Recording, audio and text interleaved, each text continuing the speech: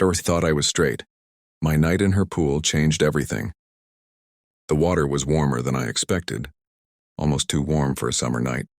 But I couldn't bring myself to get out. Maybe because leaving the pool meant facing what had just happened between us. Maybe because staying submerged felt safer than standing on solid ground where everything I thought I knew about myself was crumbling. Maya floated a few feet away from me, her dark hair spreading around her like ink in water. And when our eyes met, I felt that same electric jolt that had been catching me off guard for weeks now. This wasn't supposed to happen. I had a boyfriend. I had a plan. I had my entire identity figured out. Or so, I believed until the night everything changed in the blue glow of her backyard pool. My name is Sarah, and for 23 years I lived a perfectly scripted life.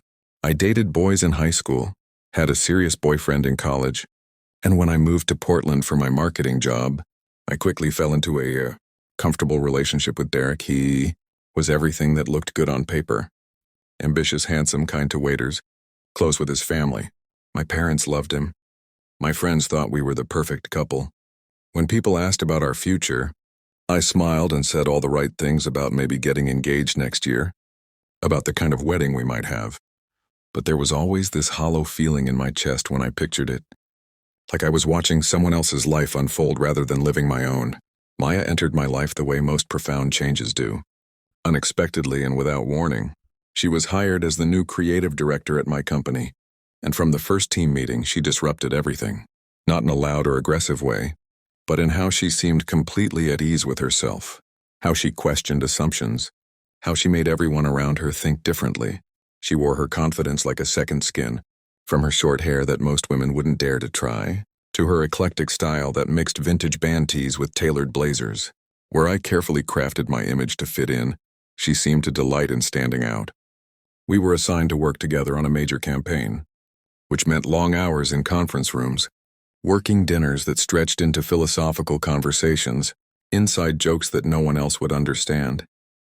I told myself what I felt was admiration, maybe a little envy of how free she seemed. I convinced myself that wanting to spend time with her was just friendship, that looking forward to her texts was normal, that the way my heart raced when she walked into a room was simply excitement. About our creative collaboration, Derek noticed I was mentioning her name a lot, but he just teased me about having a work wife, completely oblivious to the way my face flushed when he said it. The night of the pool happened after we finally finished our campaign presentation. We had landed the client and Maya insisted on celebrating at her place. I texted Derek that I'd be home late, ignoring the small voice that whispered I should probably invite him along. But I didn't want to share this victory, this night, with anyone else. Maya's house was exactly what I expected. Full of art, books stacked in creative towers, plants thriving in every corner, a space that felt alive and authentic. We drank wine on her back deck, laughing about the client's terrible jokes, replaying our presentation moment by moment. The Portland summer night was thick and warm, and when she suggested a swim, I hesitated for only a moment before agreeing. I didn't have a swimsuit, so she lent me one of hers. Standing in her bathroom, pulling on her clothes, I felt something shift. The suit smelled like her, like coconut and something earthy I couldn't name, and I caught myself in the mirror looking at my reflection longer than necessary, wondering what she saw when she looked at me. When I came outside, she was already in the pool, and the underwater lights cast everything in this dreamy blue glow that made the moment feel outside of normal time, like we had stepped into a different dimension where the rules of my regular life didn't apply. We swam and talked about everything, our childhoods, our fears, our dreams that we were too scared to say out loud in daylight. Maya told me about her first heartbreak, about a girl she loved in college who couldn't accept herself, who chose a conventional life over happiness. The way she talked about love, about knowing yourself, about refusing to live according to other people's expectations. It made something in my chest crack open. I found myself sharing things I had never told anyone, about feeling like I was performing my own life, about the panic I sometimes felt when Derek talked about our future, about the strange emptiness that lived inside me even when everything looked perfect from the outside. We drifted closer as we talked, until we were treading water just inches apart. The pool was quiet except for the gentle lapping of water and the distant sound of city traffic. Maya's eyes held mine with an intensity that made my breath catch, and I knew in that moment of perfect clarity that we were about to cross a line that would change everything. She reached out and tucked a wet strand of hair behind my ear, and the tenderness of that gesture broke something in me. When she kissed me, it wasn't dramatic or forceful. It was soft, questioning, giving me every opportunity to pull away. But I didn't pull away. Instead, I kissed her back with a hunger that surprised us both, like I was finally, after years of holding my breath, allowing myself to breathe. That kiss answered questions I didn't know I had been asking. It felt like coming home to a place I never knew existed. Every relationship I had been in, every kiss that came before, suddenly made sense as approximations, as me trying to feel something I thought I was supposed to feel. This was different. This was real in a way that terrified and exhilarated me simultaneously. When we finally broke apart, we didn't speak. We just floated there in the warm water, hands finding each other beneath the surface, both of us knowing that nothing would ever be the same. The days that followed were the hardest of my life. I couldn't stop thinking about that kiss, about Maya, about what it meant. I went through my daily routine like a ghost, showing up to work, coming home to Derek, pretending everything was normal while my entire understanding of myself was undergoing a seismic shift. The guilt was overwhelming, not just about physically cheating on Derek, but about the years of lying to myself, about all the times I had dismissed that quiet voice inside me that whispered I was living someone else's truth. I caught myself staring at women I passed on the street, at actresses in movies, wondering how I had suppressed this part of myself for so long. How I had convinced myself that what I felt was just admiration or aesthetic appreciation. Maya gave me space, but I could see the question in her eyes every time we passed in the office hallway. We needed to talk, but I was paralyzed by fear.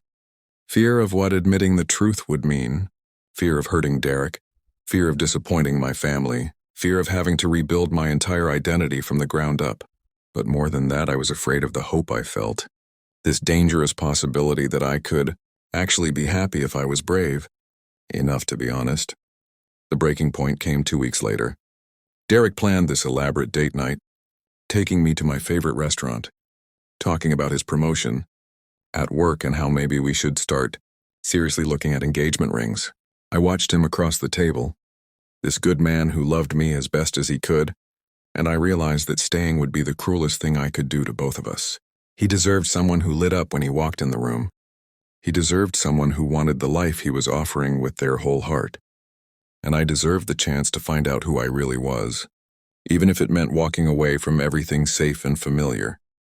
I broke up with Derek that night. I told him the truth, or at least part of it, about feeling like we wanted different things, about needing to figure out who I was outside of a relationship.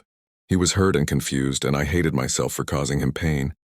But I also felt this strange sense of relief, like I had been carrying a weight I didn't even know was there until I set it down.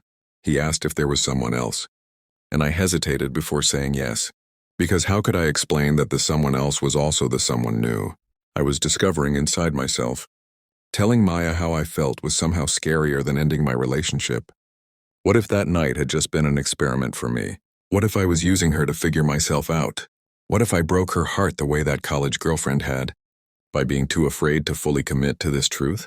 But when I showed up at her door shaking and tearful, she just pulled me inside and held me while I cried. She told me there was no pressure, no timeline, no expectations.